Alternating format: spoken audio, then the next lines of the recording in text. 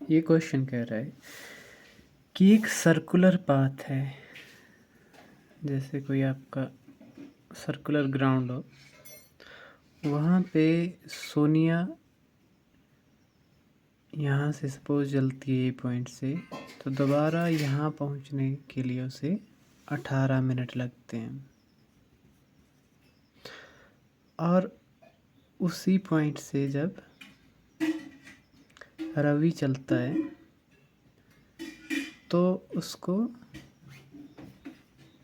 12 minute लगते हैं यहाँ से दोबारा यहाँ पहुँचने में। अगर दोनों एक साथ यहाँ से दौड़ शुरू करें एक ही इस तरफ को, तो वो कितने समय बाद दोबारा इस पॉइंट पे मिलेंगे, ये क्वेश्चन है। तो रवि फास्ट दौड़ता है, ये कम समय में एक राउंड लगा लेगा। सोनिया ज़्यादा समय लेगी, तो ये उतने समय बाद मिलेंगे जितना कि 18 और 12 का एलसीएम आएगा, क्योंकि एक 12 मिनट ले रहा है और एक 18 मिनट ले रहा है। तो लीस्ट कॉमन मल्टीपल हमें निकालना है यहाँ पे। तो time taken by Sonia to cover a round, कितना? 18 minute.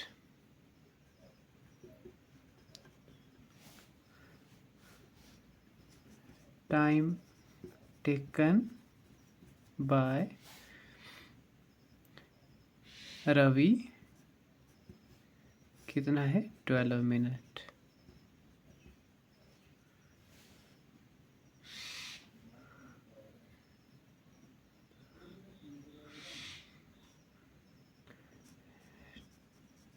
Time when they will meet again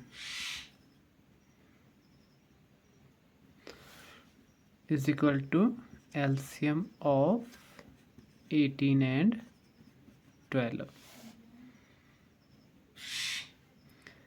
So 18, 12, 2 9s are 2 6s are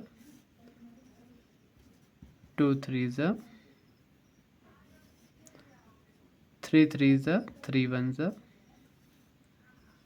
3 1s are, तो LCM is equal to 2 into 3 into 3 is equal to 2 2s are 4 3s are 12 3s are 36 minutes। 36 minutes के बाद वो दोबारा मिलेंगे। इस question में हमें prove करना है कि 105 इरेशनल है। आप जानते हैं कि दो तरह के नंबर्स होते हैं, एक रैशनल एक इरेशनल। रैशनल नंबर्स क्या होते हैं? जिनको P/Q की फॉर्म में लिखा जा सकता है। P/Q का सिंपल सा मतलब हुआ कि उनको डिवाइड वाली फॉर्म में लिखा जा सकता है। जितने भी नंबर्स अनरूट वाले हैं वे इरेशनल ही होते हैं, लेकिन प्रूव करने के लिए हम क्या करेंगे? कंट्राडिक्शन मेथड अप्लाई करेंगे। कंट्राडिक्शन मेथड में क्या होता है कि हम लेट √5 इज रैशनल, इसको रैशनल नंबर मान लेंगे। तो √5 अगर रैशनल नंबर है तो इसको P/Q बोलें या A/B बोलें, कुछ भी लिख सकते हैं। तो हमने इसको लिखा P अपॉन Q, ठीक है, अंश बटा हर। अब यहाँ पे P और Q डिवाइड हो गए किसी कॉमन फैक्टर से। सपोज करो ये P अपॉन Q सपोज 2/4 होता तो क्या बन जाता, डिवाइड करके 1/2।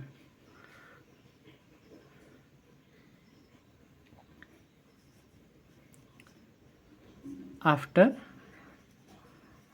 डिवाइडिंग बाय कॉमन फैक्टर, जैसे यहाँ पे कॉमन फैक्टर क्या था, 2 2 ज़ा 4, 2 1 ज़ा 2। तो अब इसके बाद ये जो A अपॉन B है, now A upon B are coprime. Coprime क्या हुआ कि इसके बाद ये डिवाइड नहीं होंगे किसी कॉमन फैक्टर से अदर देन 1, यानी ये A अपॉन B ही रहेगा, ठीक है। तो इसके बाद स्क्वेयरिंग बोथ साइड्स,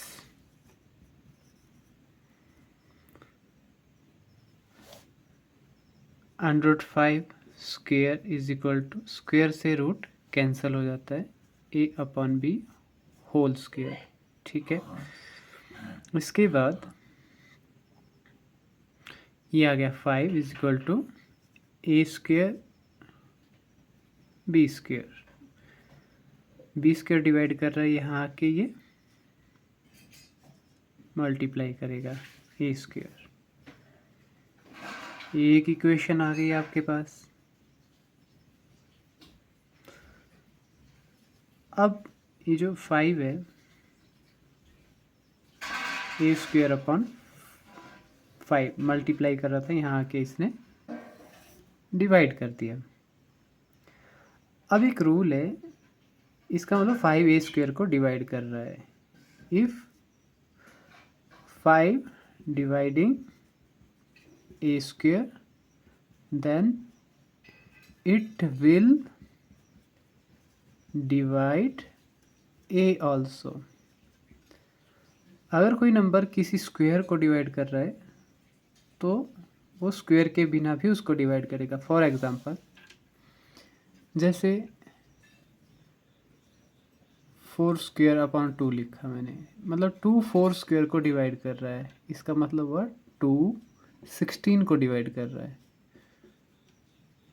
अगर 2 16 को डिवाइड कर रहा है तो 16 का जो स्क्वायर रूट था वो क्या है, 4। तो इसका मतलब 2 4 को भी डिवाइड करेगा। मतलब स्क्वायर अगर हटा दें तो जो मूल संख्या है, मेन नंबर है, उसको भी ये 5 डिवाइड करेगा। तो मेन संख्या यहाँ पे क्या थी, 4। स्क्वायर करके कितना आया, 16। अगर 2 16 को डिवाइड कर रहा है तो 2 4 को भी डिवाइड करेगा। ये एक रूल है, ठीक है। ये रूल क्लियर हो गया। तो जब कोई नंबर किसी नंबर को डिवाइड करता है, जैसे 4 को 2 ने डिवाइड किया, तो एक नया नंबर आता है, मतलब कोशेंट कुछ आता है, ठीक है। तो उसी तरह से यहाँ पे जब इसने डिवाइड किया तो यहाँ पे एक कोशेंट आएगा, A is equal to 5C। इसको ध्यान से समझना आप। सपोज करो A को 5 ने डिवाइड किया, जब यहाँ 5 ने A को डिवाइड किया तो कुछ कोशेंट आएगा, उस कोशेंट को क्या बोला हमने, C। तो dividend is equal to divisor multiply by quotient plus remainder. Remainder यहाँ पे शून्य मान के चल रहे हैं हम, क्योंकि 5 ने A को पूरी तरह डिवाइड कर दिया, ठीक है।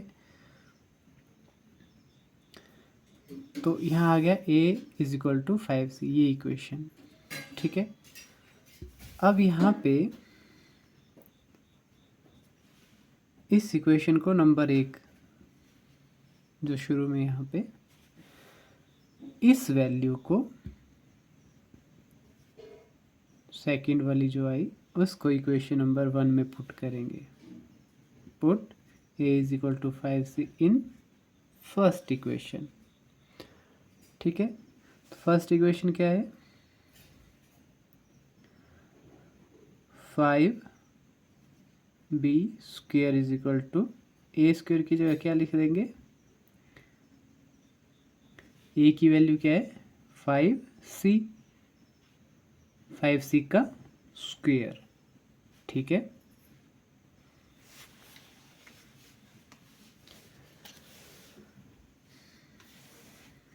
अब इसके बाद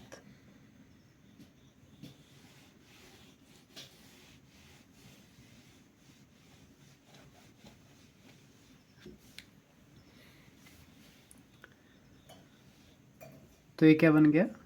5b square is equal to 5c square. 5c square मतलब 5 का बन गया 25c स्क्वेयर। 5 5 ज़ा 25c स्क्वेयर। अब ये 5 यहाँ पे मल्टीप्लाई कर रहा है, उधर जाके डिवाइड कर देगा। b square is equal to 5c square. ठीक है, अब अगेन जैसी फर्स्ट इक्वेशन बनी थी वैसी ही ये वाली इक्वेशन भी बन रही है। तो यहाँ पे भी वही बात है, ये 5 यहाँ पे मल्टीप्लाई कर रहा है, यहाँ के डिवाइड कर देगा। यहाँ पे वही रूल अप्लाई हो रहा है कि 5 अगर स्क्वायर वाली वैल्यू को डिवाइड कर रहा है, मतलब b स्क्वायर को डिवाइड कर रहा है, इसका मतलब 5 b को भी डिवाइड करेगा। If 5 is dividing b square, then it will divide b also। ठीक है, इसका मतलब ये जो 5 है ये b को डिवाइड कर रहा है, और यही 5 फर्स्ट इक्वेशन में a को भी डिवाइड कर रहा था। ऐसी थी फर्स्ट इक्वेशन आपकी।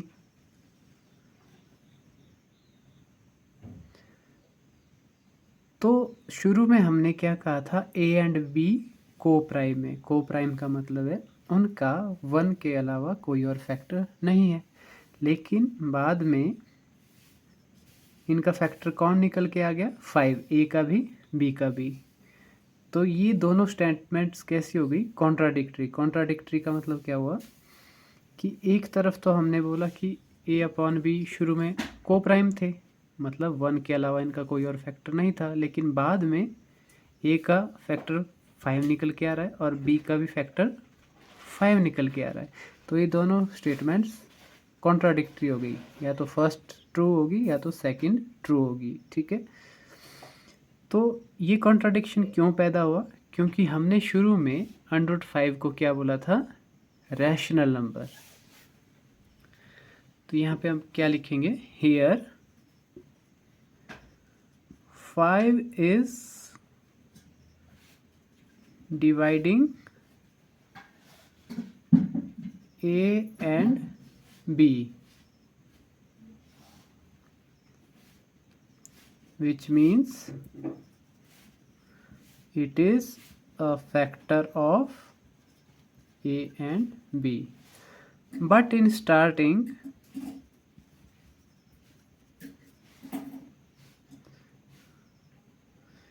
a and b were co-prime.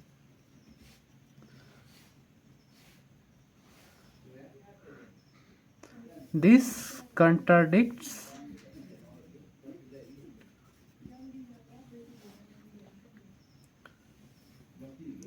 ये कंट्राडिक्ट कर रहा है। एक तरफ a एंड b को प्राइम है और बाद में इनका फैक्टर 5 निकल के आ रहा है। ठीक है, तो दिस कंट्राडिक्शन अराइजेस